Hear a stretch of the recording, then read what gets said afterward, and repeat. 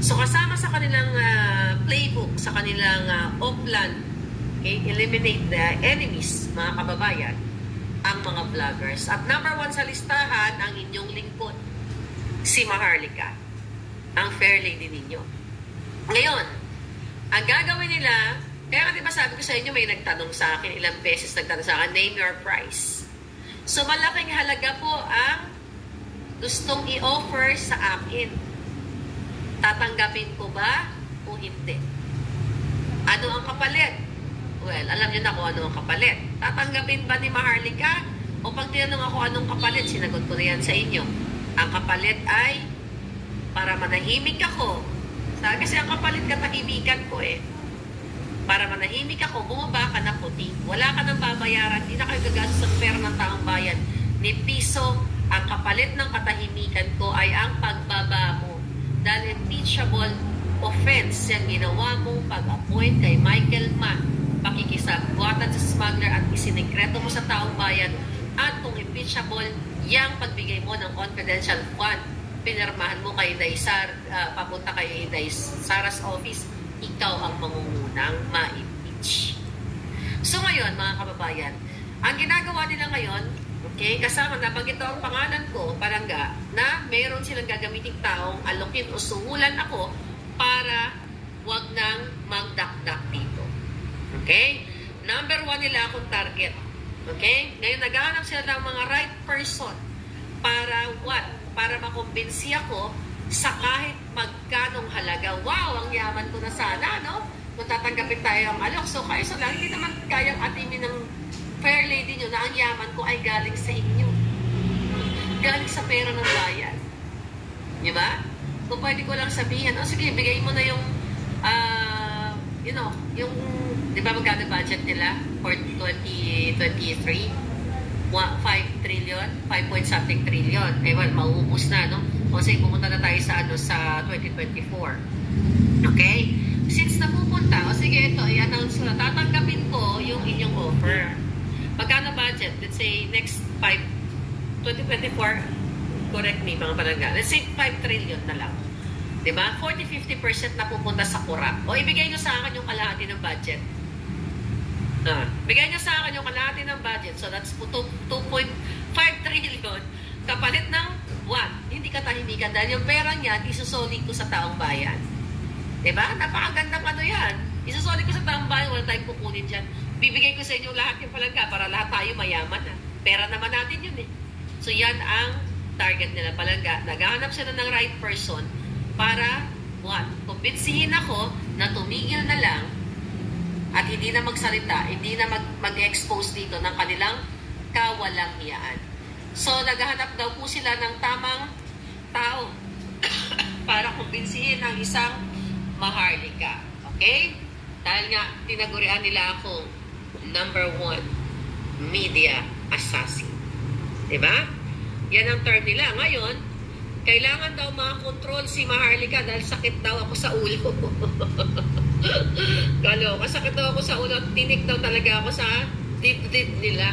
Alright. So, yung mga nabanggit na pangalan, ito, kasama si Banat Bay, Coach Oli, The General's Opinion, si Sas, kasama din, at sila, kasama lahat, actually, kasama si Bagong Lipunan, sila Maui, lahat po kayo dito kasali. Ayan o. Kayo ang pangunahing target ng administrasyon. Patatahimikin kayo or kakaibiganin kayo, bigyan kayo ng insimada para maging kasapi kayo ng insimada vloggers. Kausapin daw po kayo, pero mag-ingat kayo Palangga. Kakaibiganin kayo at operan kayo ng salapi. Kung ayaw nyo pa rin pumayag sa mga salapi na i-offer sa inyo, ay tatakutin kayo at syempre, ano sabi dito? At saka kung talagang sagabal kayo sa landas nila, dito na ngayon.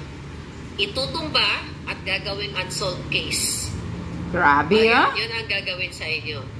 Yan ang plano ng mga demonyong ito. Mag-ingat po actually, I'm worried about you Palangga. Ayok to. Now, alam na ng taong bayan, at least pinangunahan na natin kung may mangyari sa mga vloggers, kila Maui General, mga nabanggit ko, si Sas na sa China, at kung sino pang mga vloggers na nag-criticize sa gobyerno, kasama po kayo sa Oplan, itutumba. Itutumba kayo literally o itutumba kayo totally na bayaran na lang kayo or sisintakay na lang kayo. Bakit mga palangga? Bakit nila gagawin to? Bakit ito'y dugtong-dugtong? Kasi inumpisahan nila sa impeachment kay Sara. Kasi pag na-impeach si Sara, sino ba? Let's say, for example, natsugi si Kuting. Wala na si Sara, si Tambaluslos at Speaker of the House. Siya ngayon ang automatic maging presidente. Ganon yun. Kaya ang sagabal ay si Sara Duterte ngayon. Yung ka-unit team ni Kuting na naglukluk sa kanya. Yung mga supporters ni Sara, at syempre, naglukluk talaga sa kanya, Smartmatic. Ito ang pagtatraidor. Hindi lang to kay Sara pagtatraidor, kundi pagtatraidor sa ating bayan.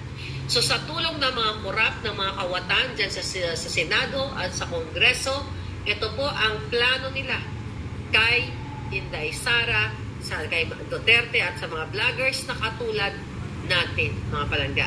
Dahil gusto nilang totally na mahawakan ang gobyerno from now, 22, 2028, then 28, 2034, and 2034, and so on, si Sandro. So, again, nasa mga kamay ninyo, pinilatag na natin yung playbook, yung kanilang plan, okay? Eliminate the enemies. Or not enemies, they are the enemies. Diba? Ang plan, itutumba ang mga taong mag-criticize sa kanila. Kaya, bulag ka na lang, palangga, bulag ka na lang kung hindi mo pakikita na parang martial law na sa Pilipinas dahil ang dating mga mainstream media na dapat kakampi ng taong bayan na magdiktik at magsalita dito sa diktadorya na ginagawa ni Lisa Ahas, ni Tambaluslos, lahat ay nagbago ng parang isang iglap lang na wala nang nagkikartusay sa kanila. Pansin nyo, lahat puro papuri. Papuri ba? Ang ganda ba na nangyari sa Pilipinas? Kriminalidad, panggigipit. So, mga palangga, nasa mga kamay ninyo. Josephina Digital Martial Law. I know. Okay. So, ayan. Naririnig nyo na. Kung ano na naman ang plano nila sa mga vloggers na pabigat sa pag-usad sa kanilang mga plano na gagawin sa bansa natin. Titingnan nyo. Andyan si Marlica, si Banat Bay, si Coach Oli, at iba pang mga vloggers dyan. Tingnan nyo kung gaano ka demonyo ang mga taong ito. Ganito ba ang bansang Pilipinas na may demokrasya? Hindi demokrasya na ang Pilipinas, kundi isa ng martial law na tahimik.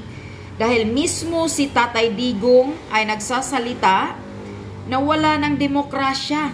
Dahil ang mga mainstream media ay puro na papuri. Wala nang mga kumukontra na mga mainstream media. Tingnan nyo. Ganito ba ang gusto ninyong gobyerno, mga taong bayan? Masaya ba kayo nito? Wala tayong tanggalan tayo ng mga boses sa pagsasalita natin, sa nakikita natin na hindi maayos sa ginagawa ng gobyerno natin. Ito ba ang gusto ninyo?